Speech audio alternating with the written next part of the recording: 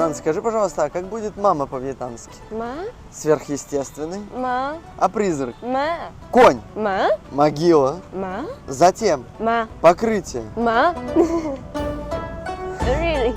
Тогда скажи мне, пожалуйста, как будет затем призрак мамы увидел сверхъестественное покрытие могилы коня? Má. Má. Má. Má. Má. Má.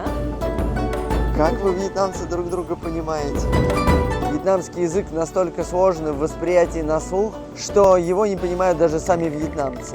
Думаете, это бред? А давайте проверим на практике.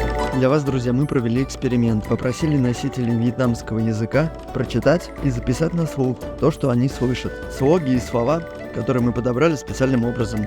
Вы только послушайте. Сейчас очень милая девушка прочитает 18 слогов ко. Для нас между ними нет никакой разницы. Но для вьетнамцев это 18 разных слов. Причем это не одно слово с разными значениями, как часто бывает у нас, а именно разные, с разным написанием, произношением и разным смыслом. Cô, ca, cơ, cô, cà, cố, cỡ, cổ, cơ, cả, cờ, cả, cổ, cỡ, cà, cổ, cả, cỡ.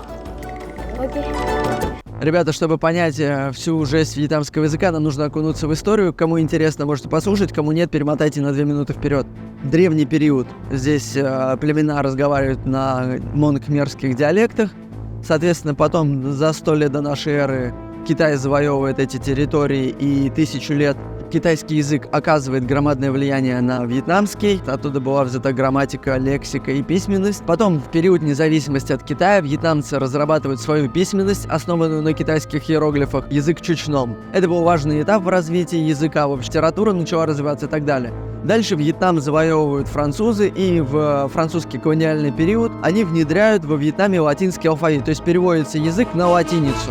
Ребята, французы, спасибо вам за это большое, потому что вьетнамский язык выгодно отличается от всех остальных азиатских языков тем, что его хотя бы можно прочитать.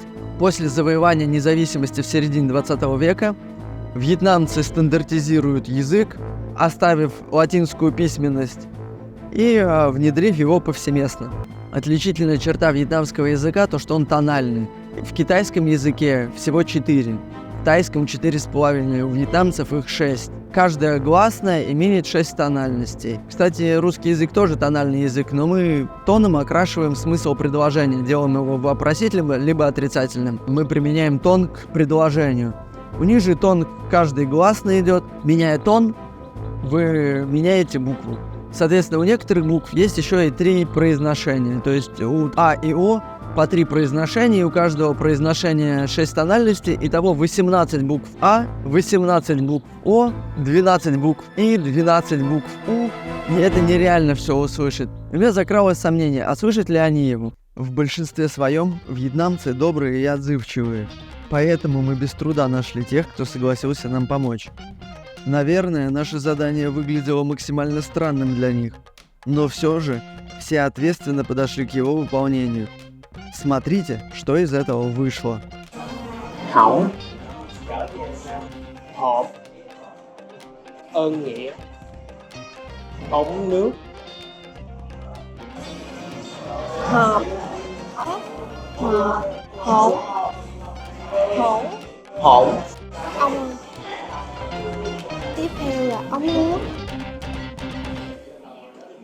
Результат нашего опыта не претендует на академическую точность. Но факт, что никто не смог выполнить задание без ошибок. Всего пара человек дали 90% правильных ответов, а у подавляющего большинства не больше 50-60 совпадений. А это подтверждает мое предположение, что вьетнамцы сами не разбирают, что говорят. Так как же они понимают друг друга?